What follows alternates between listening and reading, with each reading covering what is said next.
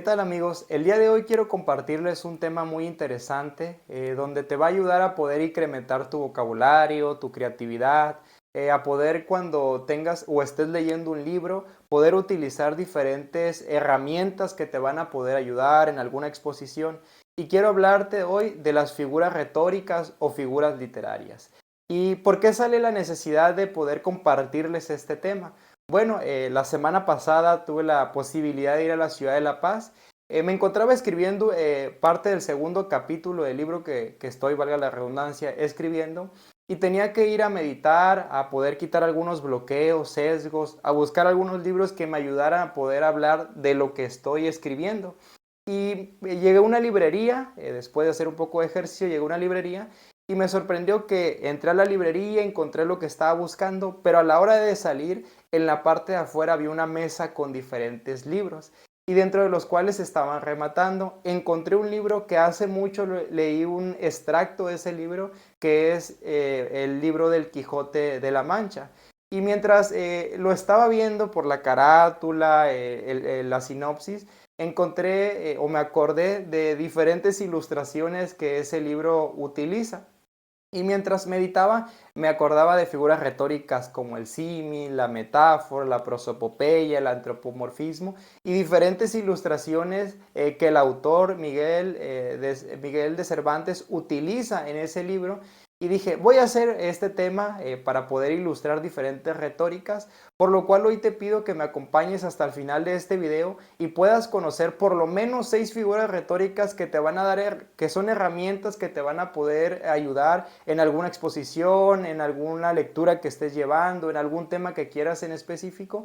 Poder comprender estas figuras literarias te van a poder ayudar como una herramienta de ilustración más amplia en tu vocabulario, en la forma de pensar, de ver las cosas. Entonces, por eso te pido que me acompañes hasta el final de este video para que puedas ver estas figuras retóricas que quiero presentarte el día de hoy. Te preguntarás, ¿qué es una figura retórica o una figura literaria? Sencillamente una figura retórica es una herramienta que te ayuda para poder ilustrar o para poder dar a entender algo de lo que tú estás transmitiendo, algún conocimiento, alguna idea. Es una herramienta que te ayuda para ilustrarlo y la persona pueda comprender de mejor manera lo que tú estás transmitiendo. Simple y sencillamente esa es una figura retórica o una figura literaria. Y los seres humanos todos los días o todas las veces que vamos a determinados lugares estamos teniendo contacto con figuras retóricas. Cuando vamos al centro, cuando vamos al supermercado, cuando vemos una película, una serie, cuando vemos una caricatura, vamos a la escuela, al trabajo, estamos utilizando diferentes figuras retóricas. Puede ser un antropomorfismo, puede ser un símil, puede ser una analogía, una prosopopeya, un antetipo, etcétera. Existen un sinfín de figuras retóricas. Ahorita solamente voy a presentar 6, pero continuamente los seres humanos estamos presentando o estamos hablando en sentido metafórico, en sentido análogo, entre otras cosas más. Pero es importante entonces comprender algunas otras ideas. Por ejemplo, si yo ahorita estoy hablando un tema de psicología y te digo cómo se compone o vamos a hablar de la estructura psíquica y yo empiezo a hablar en un lenguaje como psicólogo y empiezo a decir que la estructura psíquica se compone de un consciente, subconsciente, inconsciente, que a la par va el ello, el yo y el superyo y que hay una mezcla de diferentes componentes como los impulsos de muertes, el outing out, diferentes conceptos que se pueden desprender de la mente, pero que hay cosas importantes como el inconsciente y que hay cosas que están guardadas ahí, que si se manifiestan en lo consciente pueden tener una manifestación a través de la sublimación, de mecanismos de defensa, como la negación. Quizá alguien que nunca ha estudiado psicología o que nunca ha entendido conceptos del psicoanálisis puede decir de qué está hablando y la exposición que yo esté dando le puede sonar muy quizá ambigua, muy aburrida de lo que yo esté hablando. Pero para alguien que estudia psicología y que conoce los conceptos o que ha leído conceptos freudianos, puede entender un poquito más lo que estoy hablando. Pero para poder yo llegar a esas personas que nunca han hablado de un concepto o nunca han escuchado hablar de una teoría, puedo utilizar diferentes figuras o diferentes formas de ilustración para poder dar a entender. Por ejemplo, Yo utilizaría la figura de un iceberg y diría que la mente es la parte de la punta del iceberg por la parte de arriba, pero la parte de abajo es el inconsciente y empezaría a poner diferentes dimensiones y comenzaría a decir que la parte más importante de la estructura psíquica es la parte inconsciente porque de ahí se puede manifestar a lo consciente. Y diría que el iceberg es como cuando el Titanic chocó con un iceberg.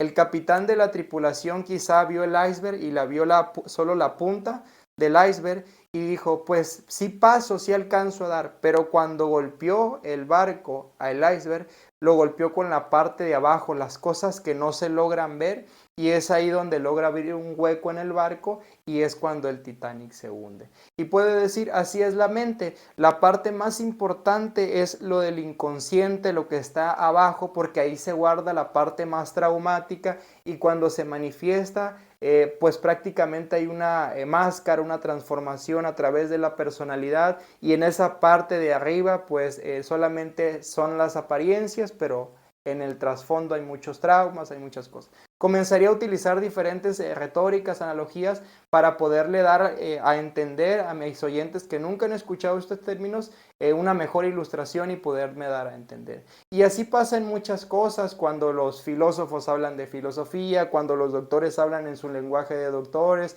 los abogados y cada parte hablan en su lenguaje, pero para poder ilustrarnos tienen que utilizar el sentido a través de las figuras retóricas o figuras literarias.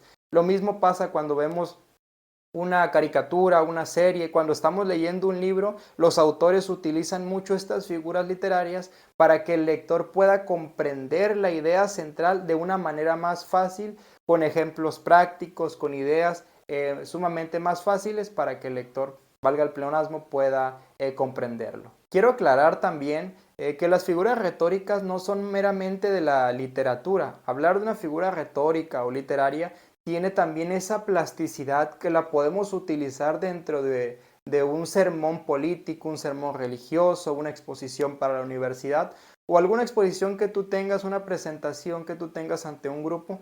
Poder utilizar las figuras retóricas te van a ayudar como una herramienta para poder ilustrar y darte a entender mejor las ideas que tú quieras transmitirle a tus oyentes.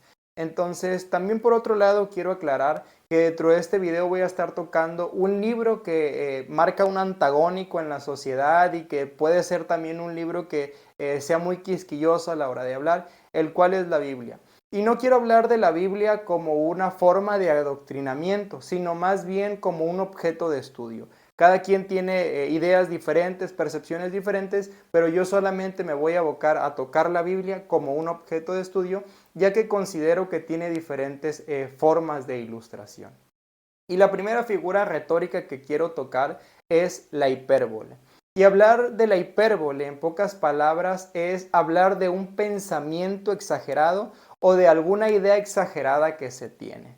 Por ejemplo, no sé si te ha pasado cuando te peleas con tu novia, con tu novio, y están peleados y alguno no te quiere, alguno de los dos, tu novio o tu novia, no te contesta y tú estás, insiste, insiste, y le mandas un mensaje y les dices, te voy a marcar 1.000.000 de veces. Obviamente nunca le vas a marcar 1.000.000 de veces, pero tú estás utilizando un pensamiento exagerado, una idea exagerada.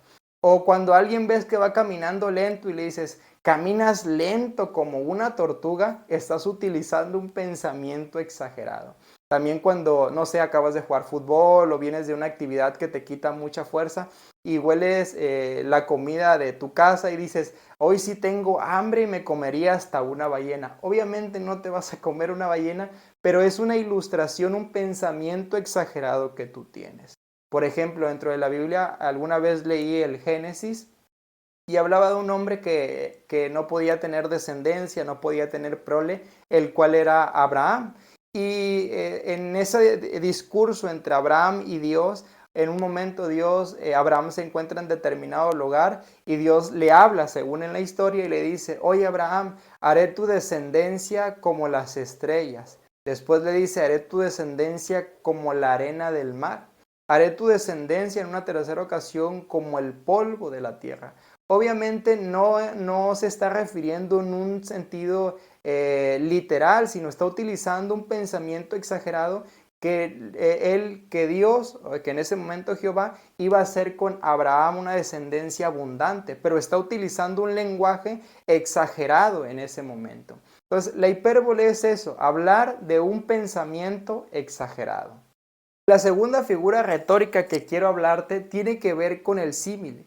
Y esta manera es introducida por un elemento que trata de marcar la pauta para una relación directa entre dos elementos. Eso es el símil.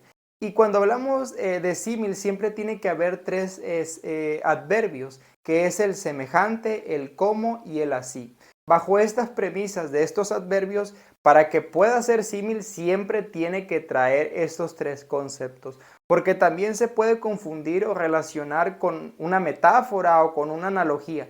Entonces el símil siempre va con estos tres adverbios, el así, el cómo y el semejante. Por ejemplo, no sé si tú tengas un amigo o amiga que a veces es muy terca o terco y le dices, eres terco como una mula. Es decir, hay una introducción directa a una comparación y ahí lo podemos ver nosotros establecido. El símil también se puede utilizar en otras conversaciones o relacionarlo con otra cosa. Recuerda que siempre va esa relación directa con otra cosa y tiene que llevarlos a tres adverbios mencionados. Pero también no sé si en algún momento te has enamorado, le has dicho esta palabra o en un ligue, a lo mejor y me voy a ver también muy, no sé, muy antiguito, pero cuando le dices a tu novia, a tu novio o esa persona que te gusta o en algún momento cuando la estabas enamorando, tus ojos son o brillan como las estrellas. Ahí hay una relación directa de tus ojos brillan como las estrellas. Ahí también utilizas el símil. Por ejemplo, también la Biblia en el Nuevo Testamento, cuando Jesús está predicando, lanza una historia y dice que el reino de los cielos es como un grano de mostaza. Entonces ahí está comparando el reino y utiliza el adverbio como y lo compara con un grano de mostaza. Entonces ahí podemos encontrar el símil también. Entonces ahí puedes poner un poquito más de cuidado, nada más que no lo vayas a estar confundiendo con lo que ya te mencioné, alguna metáfora o analogía. La tercera figura retórica que quiero hablarte es del antetipo. Y el antetipo prácticamente es una cosa preparada de antemano que va a marcar una realidad presente o futura. Esto puede ser un objeto, una cosa, no sé, una casa, una ciudad, algo significativo que marca una dinámica del pasado, pero que será una representación del futuro o en el presente. Por ejemplo, y me voy a ir directamente a un ejemplo bíblico. Dentro de la Biblia, el Antiguo Testamento juega una dinámica que aparentemente es diferente a la del Nuevo Testamento. Para los del Antiguo Testamento, para muchos científicos que han utilizado, creen que Dios es un Dios masoquista, es un Dios castigador, es un Dios para el Antiguo Testamento que es narcisista, que solamente quiere ser adorado. Pero y el Nuevo Testamento Dios juega otra dinámica más amorosa y parece que hay un antagonismo. Pero si nos ponemos a analizar bíblicamente la secuencia, los 66 tomos que maneja la Biblia, hay diferentes secuencias que en el pasado, en el Antiguo Testamento, serían una manifestación futura para las nuevas generaciones. Por ejemplo, se menciona mucho la idea del cordero. Si vamos a la Biblia, en el Antiguo Testamento el cordero jugaba una idea muy significativa, porque a través del cordero los sacerdotes hacían sacrificios, hacían los holocaustos para perdón de los pecados. Y esa era la dinámica en el Antiguo Testamento, pero marca la pauta que pasaron muchos años, miles de años, y en el Nuevo Testamento Jesús se adjudica esa figura y dice, yo soy el Cordero que viene a quitar el pecado del mundo. Es decir, utilizó una cosa determinada que es la figura del Cordero para después él decir que en el futuro que él sería el Cordero que iba a quitar el pecado del mundo. Y esa figura o que como Cordero fue llevado al matadero. Entonces esa figura se le conoce como el antetipo. Es decir, una cosa, objeto, ciudad, no sé, diferentes cosas pueden ser que en el futuro va a ser una manifestación que se va a seguir utilizando. Ese es el antetipo. Esto lo podemos ver en diferentes series, no sé, que en el cortometraje sale, no sé, una esclavita, una pulsera, algo que era realmente significativo dentro de la dinámica de la serie, y en el futuro marcaría otra panorámica, otra retórica totalmente diferente. Entonces eso tiene que ver con el antetipo. La siguiente figura retórica es la parábola, y siempre hemos escuchado hablar de este término parábola. Pero siempre las parábolas, o para que sea parábola, es una narración que siempre trata de hablar de lo moral, de lo que es bueno y lo que es malo. Siempre la parábola tiene que ir acompañado de pasiones, de ideas, sentimientos, emociones, pero ojo aquí, puede confundirse con el símil. Nada más que siempre la parábola nunca trae el nombre de determinada cosa, persona, animal. Siempre maneja un joven, un adulto, un perro, un gato, pero nunca señala directamente el nombre de la persona o de lo que se está, de un nombre propio, ¿va? Entonces, eso es la parábola, una narrativa moral que va acompañada de pasiones, deseos, sentimientos, pero que nunca trae el nombre de los personajes. Entonces, la Biblia trae muchas parábolas. Jesús, uno de los más grandes, considerados por la pedagogía como uno de los más grandes pedagogos, enseñaba a través de parábolas. Y no sé, la parábola, por ejemplo, del hijo pródigo, es una parábola porque nunca trae el nombre, no menciona el nombre del joven, del papá, siempre trae los personajes y los menciona a grandes rasgos y trata de dar una enseñanza moral, ¿va? Entonces, no sé, en Facebook aparecen, en redes sociales aparecen diferentes parábolas que no dice como tal esto es una parábola, pero nunca trae el nombre del personaje y siempre trata de darte una enseñanza moral entre lo bueno y lo malo. Siguiente figura literaria es el antropomorfismo. Y hablar de antropomorfismos es hablar de cualidades o formas humanas que se les dan a cosas inanimadas, a deidades animales. Es decir, antropomorfismo es dar formas humanas a cosas etéreas, a cosas abstractas, empezarle a dar ideas humanas, como sentimientos, emociones, manos, cabeza, ojos, nariz, y le empezamos a dar ideas a cosas que no sabemos si existen. Por ejemplo, bíblicamente nuestra cultura mexicana, si le preguntamos a un hombre, ¿Dios es hombre o es mujer? Va a decir, Dios es hombre. Y si le preguntamos a una feminista muy radical, diría que Dios es mujer, porque a veces la Biblia habla que Dios amamanta a sus seguidores. Entonces entraríamos allí en una distorsión cognitiva y algunos dirían que es hombre, otros que es mujer, y los creyentes, los feligreses le empiezan a decir que Dios tiene manos, tiene boca. Entonces ahí están utilizando antropomorfismo. La Biblia utiliza mucho antropomorfismo al decir que Dios tiene manos, tiene oreja, tiene nariz, tiene boca. Pero la realidad de las cosas es solamente una forma de ilustrar para dar a entender a una deidad. También por otro lado, por ejemplo, los ovnis. Cuando alguien dice, vi un ovni, empieza a darle atribuciones humanas y decir, no, es que tiene boca, tenía ojos, tenía pies, cabeza. Cuando, no sé, si viste algo, pudo ser una bola, pudo ser un triángulo, no sé, pudo haber sido algo que nosotros nunca hayamos visto, pero el hombre siempre que ve algo anormal o paranormal, le empieza a dar formas humanas cuando son ideas que se van creando desde su mente y lo va manifestando con formas humanas. Y eso tiene que ver con el antropomorfismo. La siguiente figura y última es la prosopopeya. Esta figura retórica es la que se puede confundir también con el antropomorfismo porque llevan similitudes, pero su aplicación es de manera distinta. La prosopopeya prácticamente es dar ideas humanas, características humanas a cosas inanimadas o hacer también que cosas ausentes o que ya están muertas vuelvan a hablar. Por ejemplo, la prosopopeya se utiliza mucho en las caricaturas, que un perro hable, que no sé, algún animal tenga características humanas y que pueda tener la visión que los seres humanos tenemos, pueda escuchar. Esto pasa también con las cosas animadas que empiezan a hablar, a escuchar Entonces ahí están haciendo prosopopeya. Esto también aplica, por ejemplo, en los anuncios de propaganda, cuando dicen que las papas hablan, no sé, que el mundo habla, que el agua está llorando, o en anuncios publicitarios que vas por la ciudad y encuentras que determinado animal está hablando en un lenguaje como los humanos.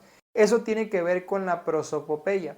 Uno de los libros que también encuentro es el del Quijote, cuando el Quijote según va caminando con Sancho Panza y comienzan a pelear con dragones. Y esa idea es que los dragones pues eran molinos de viento que estaban y Sancho Panza con el Quijote según empiezan a pelear con ellos, pero le empiezan a dar atribuciones en la lectura humanas a ese molino de viento. Entonces eso tiene que ver con la prosopopeya. Espero te haya gustado este video. Recuerda compartir, recuerda activar la campanita. Algunos otros amigos, conocidos me han comentado y me han dicho que quieren que hable de temas como la motivación, la empatía y qué opino de todo esto. Si tú tienes alguna idea o quieres complementar esta información, también te invito a que puedas comentar en la parte de aquí abajo. Nos vemos en un próximo video.